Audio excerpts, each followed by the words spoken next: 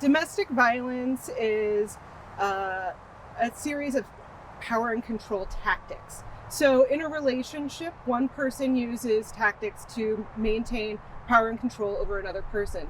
This can take the form, which is most commonly known as physical abuse. However, there are many other different ways that someone may try to control their partner, such as emotional or psychological abuse and financial abuse. What we have heard, particularly during the stay-at-home order, is that people who did reach out and did call described an increased level of violence. And so while we might not see that there is a drastic increase or decrease in calls, we know that the stay-at-home order had really specific and particular impacts on survivors.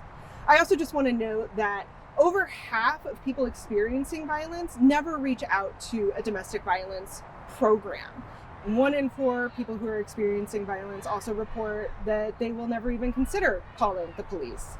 And so what we know is that people from marginalized communities, particularly communities of color, LGBTQ communities, communities which have historically been targeted by police and have had really negative interactions with police, often find different ways to keep themselves and their communities safe. And so that continues today. We can see that domestic violence programs, particularly domestic violence programs that serve communities of color and survivors of color, have unique ways of addressing domestic violence that are very specific to those communities and to those survivors, and don't involve criminal legal interaction. I think one of the most unique things about the work that domestic violence advocates do is to really support that individual who's experiencing violence towards their own self-determination. When you're in a violent relationship, your sense of autonomy and self-determination has really been impacted. And so when that person is at a point, which might be 6 months into a relationship, it might be 35 years into a relationship, or again, they might never leave that relationship, but they might still seek out support from a domestic violence agency or a trusted person in their life. There's no universal response. There's no universal signal that one can give that they might be experiencing violence. What you can do, and what has been done, is creating a safety plan in which you say, when I call you and I say, we're out of soup, that means I need help right now.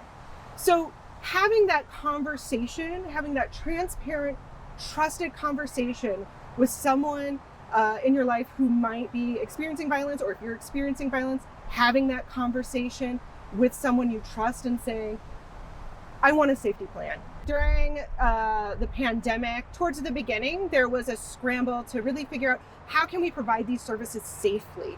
Everyone needs to take it upon themselves to see themselves as a resource to people in their life who might be experiencing violence. This includes knowing the Day One hotline number, which is 1-866-223-1111. So often, intimate partner violence and relationship abuse isolates that person and makes them feel as though that they're alone in this experience, that no one else is having this experience, that no one else could really understand that they're having this experience, or that they might be unbelieved, that no one will believe them. And by having that dialogue open up, it really allows us to have even more conversations about how do we create the world that we want to create? How do we create safe and loving relationships? How can we support each other to have a truly violence-free Minnesota and a violence-free world?